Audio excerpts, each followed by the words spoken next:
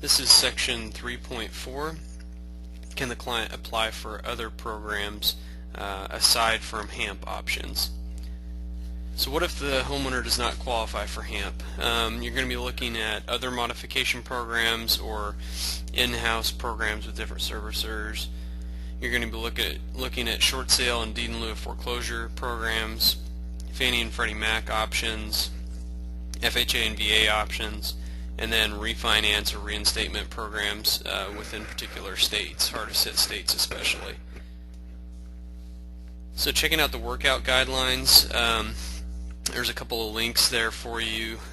Those are the servicing guides for Fannie Mae and Freddie Mac. FHA, VA, and Rural Housing Service loans all have their own guidelines that are all, I believe, public as well. So feel free to take a look at those. Those are an excellent guideline if you have questions about whether or not your client will qualify for a particular workout option. Securitized loans or conventional loans, often you won't know necessarily what their guidelines are for modifications, so you'll have to ask them, ask the servicer what type of programs are available. So first, how do you know if a loan is owned or securitized by Fannie Mae or Freddie Mac? Again, there's those loan lookup tools for you. The Servicing Alignment Initiative, that was an FHFA directed initiative that was launched in October of 2011. Basically the idea was to get the GSE lenders to have consistent policies and procedures for servicing delinquent loans, especially Fannie Mae and Freddie Mac had separate guidelines previously, and they wanted to get more aligned to make sure that they were being consistent in the way that they were treating borrowers. So the policies and procedures now are almost identical for Fannie and Freddie in terms of required borrower contact, delinquency management, loan modifications, and alternatives to foreclosure, and then the foreclosure timelines as well. So the same borrower solicitation package is used for Fannie Mae and Freddie Mac loans. There are financial incentives to motivate servicers for early intervention. Single tracking is used up to 120 days of delinquency. Where can you find Fannie's rules? You're going to look at the Fannie Mae 2012 Servicing Guide. I actually think there's a 2014 out now, so take a look at their website and make sure you look at the most updated version. Look at their frequently asked questions, and then check out that link as well. That's got some interesting servicing guidelines in it. Freddie's rules, you're going to look at news and updates, and then there's also a frequently asked questions forum where you can figure out what type of programs are available. So with Fannie and Freddie, they have their own version of HAMP, and then they also have a standalone standard modification as well. Each of them do.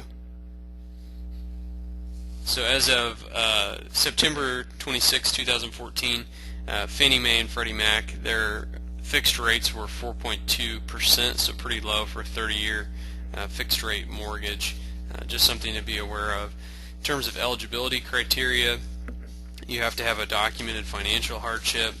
The loan has to be originated at least 12 months prior to the review, so you have to have had the loan for at least a year. The pre-modification loan-to-value has to be greater than 80%, so there can't be a significant amount of equity in the property.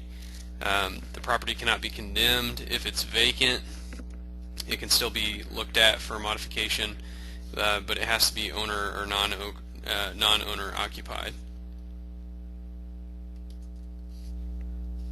Waterfall steps for GSE standard modification. So first thing that they're going to do, like we've seen in other circumstances, is capitalizing the arrears and allowable costs, putting them back into the loan. If the loan-to-value ratio exceeds 115%, they're going to issue a forbearance, which is the lesser of 30% of the unpaid principal balance, or an amount needed to bring the loan-to-value to 115%. They can also then extend the loan term and amortize it over 480 months, which is basically a brand new 40-year fixed rate mortgage. So the biggest implication of that is obviously the interest paid over the life of the loan. The minimum principal and interest reduction must be at least 10%, so they're looking for a lowering of the client's payment. The target DTI is 10 to 55%, and there is a hardship required again. And one thing to keep in mind is that there's no NPV test, so that's what's different about a GSE standard modification versus GSE HAMP. So there's no NPV test. Oh, and just a quick aside too, so GSE stands for government-sponsored entities, and that's what Fannie Mae and Freddie Mac are both considered. So they're quasi-governmental, quasi-private entities, and that's why they're considered government-sponsored enterprises. So just keep that in mind. So Fannie and Freddie, they put a lot of pressure on their servicers to complete their foreclosure process within the maximum time frames with limited exceptions. There's dual track restrictions on foreclosures, and then there are foreclosure postponements if the servicer is in communication with the borrower about workout options, and also they will often waive late fees whenever they issue modifications.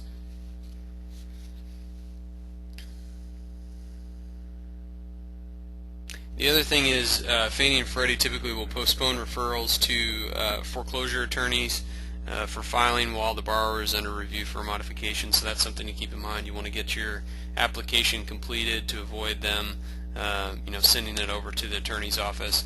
And then there are pre and post referral review, certification, and solicitation requirements. So Freddie Mac short sales, this is effective November 1st, 2012. These are some relocation incentives. So there's a payment of $3,000 it's possible to get in doing a Freddie Mac short sale. And then I referenced previously that some servicers have amounts that they're willing to offer to pay off junior liens. Freddie Mac is one of those. They offer up to $6,000 to pay off junior liens to conduct a short sale. And then there is a anti-flipping provision. I believe that's a reference to the borrower not being able to take the property back from a purchaser or rent it back from a purchaser. And then no deficiencies are taken as part of a Freddie Mac short sale as well. No deficiency judgments. Okay, so now we're going to talk about what are the loan modification options if the borrower lives in the property, they don't live in the property is underwater, the borrower is current, the borrower has previously been denied HAMP or defaulted on a HAMP trial plan or modification.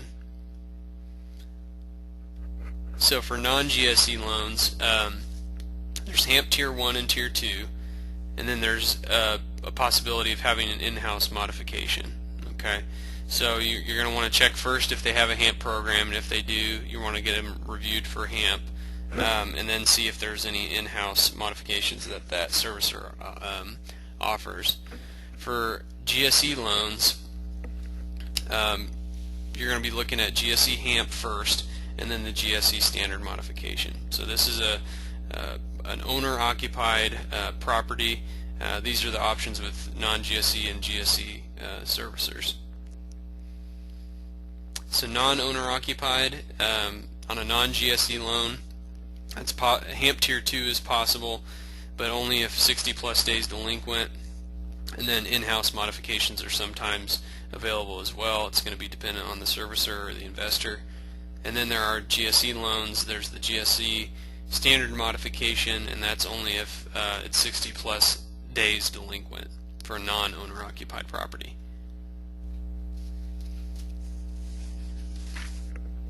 If the property is underwater, you got to ask the question if principal reduction is available.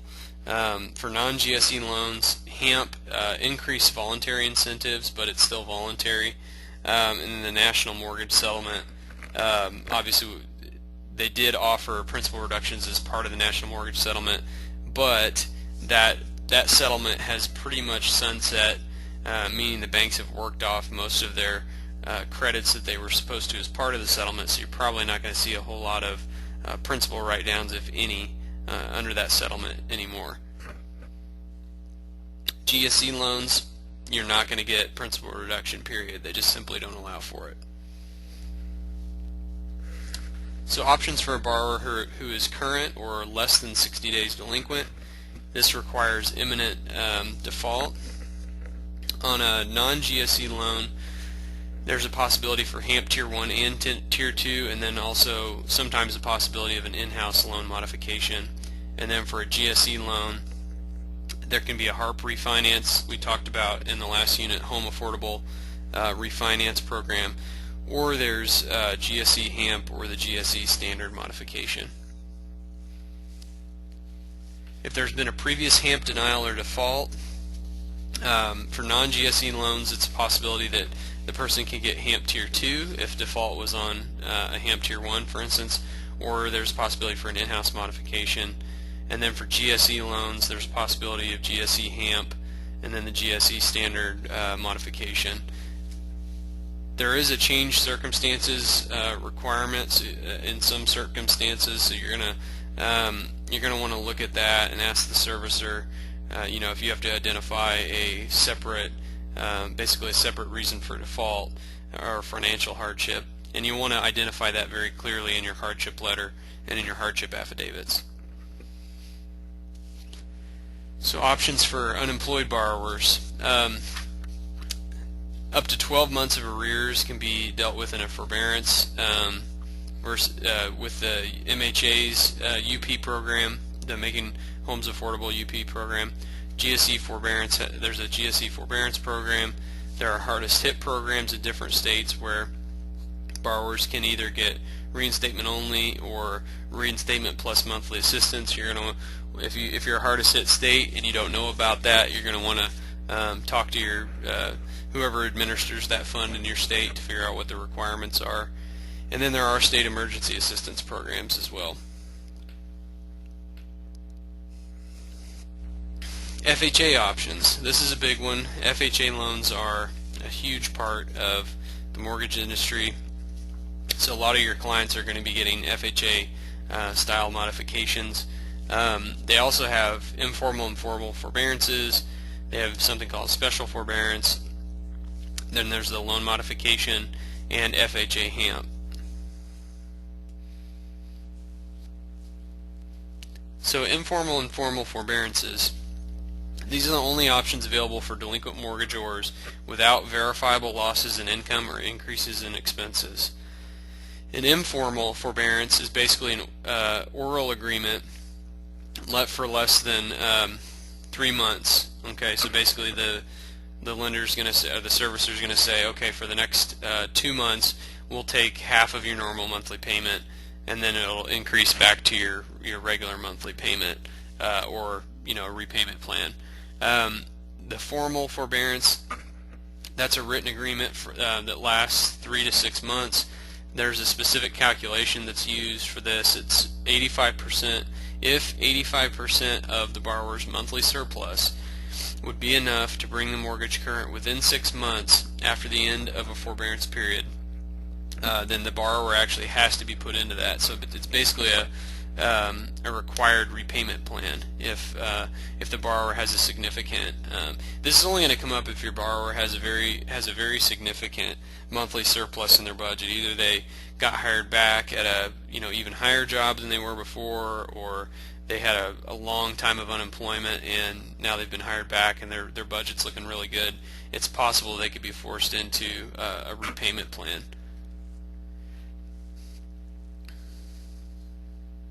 So with the formal forbearance, for a client in default to qualify, you got to calculate the client's surplus income, which is their monthly income less their expenses, and then their surplus must be more than 15% of their net monthly income. And then clients are expected to pay 85% of the surplus towards the payment plan. So that's how it works. The default must be cured within 6 months or less, so it's only going to work if there's not a huge arrearage. If there's a pretty small arrearage, it's very possible that they may be forced into one of these formal forbearance plans, which basically operate as a forced repayment plan in an FHA context. So FHA special forbearance, this is a written agreement to reduce or suspend mortgage payments due to verifiable loss of income due to unemployment. At the end of the forbearance period, they can be evaluated for long-term preservation options. Keep in mind there's that verifiable loss of income requirement, so you have to be able to, your client's got to be able to verify that they lost their job, and that's why they missed their mortgage payments. The FHA special forbearance, reinstatement does not have to be part of the plan.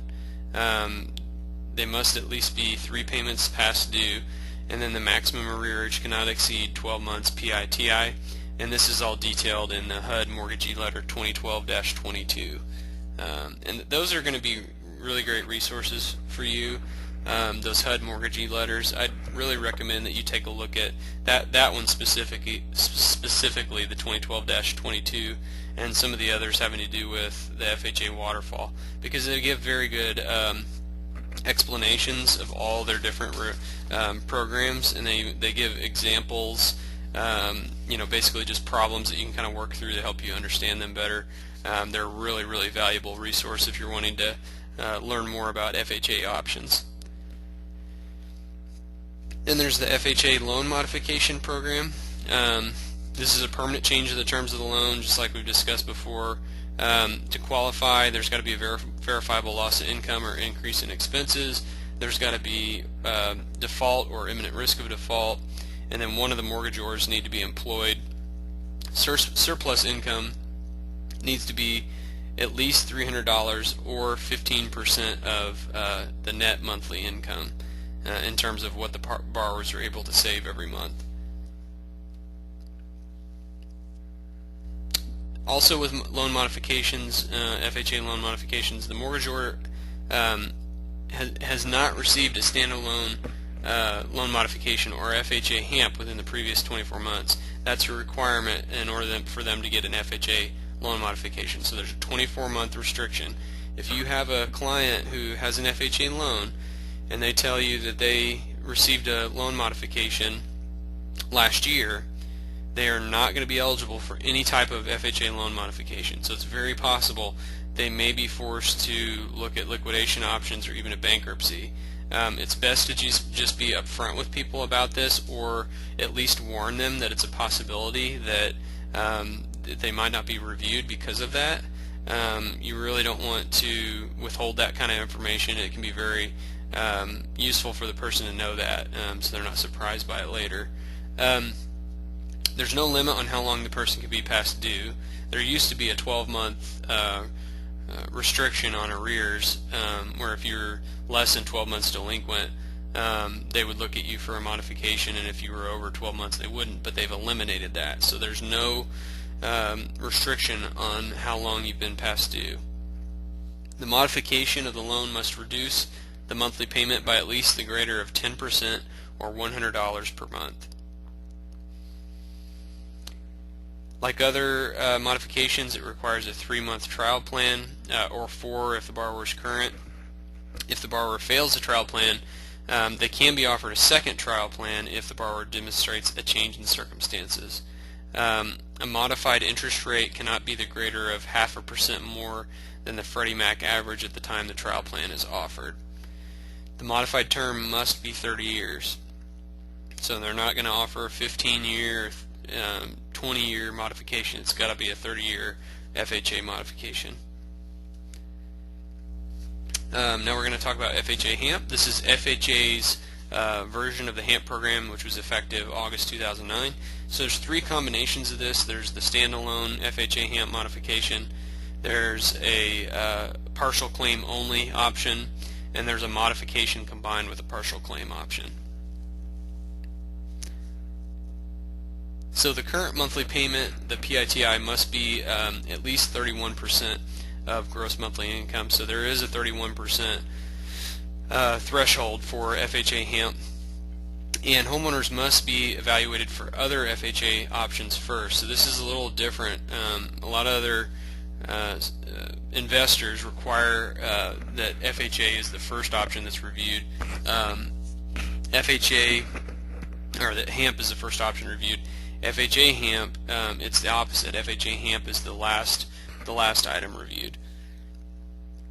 So comparing FHA HAMP and basic HAMP, both require pre-modification payments to be greater than 31% of gross income to be considered. So you've got to basically not have enough to make your mortgage payment affordable. They're going to try and modify you down, get you to 31% or below, and make your payment affordable for you through a modification. Both require trial period plans. Both have forbearance as an option, and there's no maximum loan to value. Neither have maximum back-end ratios, and that's fairly new. There used to be a back-end ratio restriction on the other debt that you carried. That's no longer the case. So some differences between FHA and basic HAMP. FHA HAMP, there's no NPV analysis. I know that seems strange because almost every other version of HAMP does have an NPV analysis, but FHA HAMP does not. So just keep that in mind. FHA HAMP resets the loan term to 30 years, and it's a fixed rate, so there's no step-up modification or anything like that. With an FHA HAMP partial claim, that's basically a deferred junior lien, which is due on sale or refinance, or if the borrower pays off the first mortgage, it becomes due. Typically, there's no interest that accrues on that amount that's deferred, but the borrower just needs to know that it doesn't go away. It's going to sit there on the property, and it has to be dealt with if the property is sold, or if they pay off that first mortgage. It's going to be due at that time, so they're going to have to plan to deal with it. A standalone partial claim is available if the current interest rate is at or below the current market rate. So the idea is the servicers made the judgment that the borrower is already at or below a current market rate, but taking a portion of the unpaid principal balance and putting it at the end of the loan makes the payment affordable for them again, because that part of the loan that's deferred no longer accrues interest, and so they can actually lower their payment that way. So a partial claim is possible if they're already at or below the current market rate, and the current payment is at or below the targeted rate. So that basically the payment is already affordable. They just need to be able to take a portion of the unpaid principal balance and put it at the end to keep it that way. FHA HAMP, to calculate the maximum partial claim amount, you have to multiply the outstanding principal balance as of the date of default by 30%, reduce that amount by the PITI and foreclosure fees and costs. This is the amount that will be used to reduce the principal balance of the loan before it's modified. Here's an example for you. So borrower A, they've got an unpaid principal balance of $150,000, principal, interest, taxes, and insurance of $1,220. They're 3 months past due at $3,660, and there's foreclosure fees and costs of $1,000. So you take the partial, to calculate the partial claim, you take $150,000 times the 30%, and that gives you $45,000. Then you take $45,000 minus the $3,600 and the $1,000, that gives you $40,400. The maximum partial claim that the servicer can issue is $40,400. Okay, so that can be used to reduce the unpaid principal balance. So you can see that it actually can be a very, very significant sum of money that's used in a partial claim, and that has to factor into the borrower's decision on whether or not it's financially it's a good choice for them to continue on with the modification.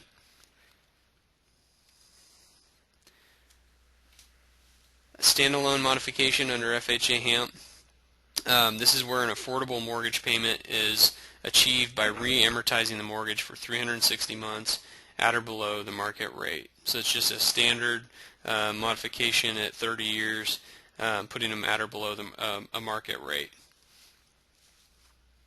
FHA HAMP also has an option where you can combine a partial claim with a modification. When you do this, first the partial claim is used to reduce the principal balance. Then the loan is modified to target a lower monthly payment and to reach that targeted affordable payment. So a 30-year fixed rate loan is issued, and then the resulting payment should be between 25 and 31% of the borrower's gross monthly income. Okay, we're going to review the activity on page 23. This is a true-false scenario. I'm just going to give you the answers for this one. I just want you to look in your materials and make sure you fill this out. So this is activity 3.4.2 FHA workout review, and the answers are true, true, false, true, false, false, false, true, true, false, false, false, false, false. Okay? So go ahead and put that in your book. Review those true-false questions so you make sure you understand the answers. Okay?